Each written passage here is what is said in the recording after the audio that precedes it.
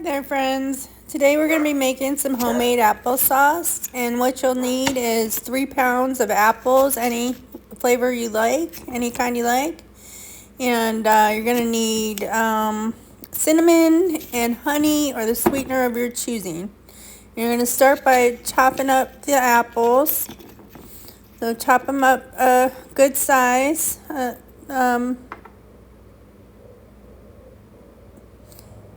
And then once you get them chopped up, and I just use Fuji apples, you're going to put them in a pot on medium heat.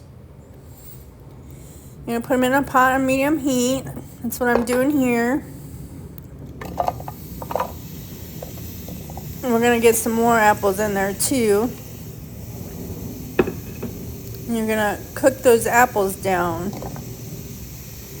We got some more apples we got to put in there. There we go. That's about 3 pounds of apples in there, and like I said, I use Fuji apples. And I just cut them in bite-sized pieces and put them in the pot on medium heat. And then next, you're going to add cinnamon and then honey. But right now, I'm just stirring it up. It's hard to stir with one hand. I should have used a tripod.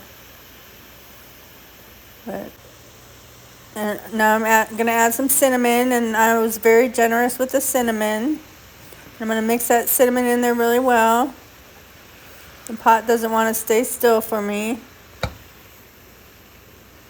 Yeah, I thought it would be easier to not use a tripod. Boy, was I wrong.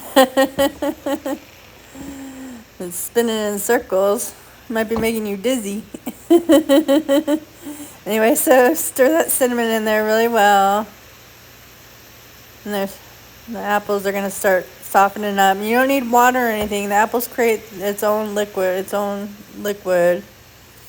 then after you stir that up, then you're going to add the honey.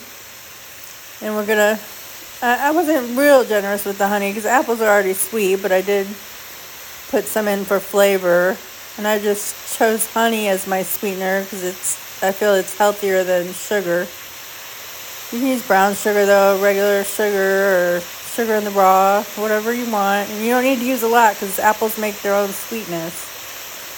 But yeah, I'm just putting that honey in there. And then I'm going to stir that up.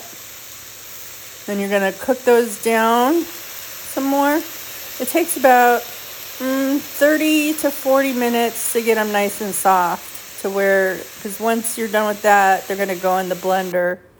Because we don't take I put them in the blender now.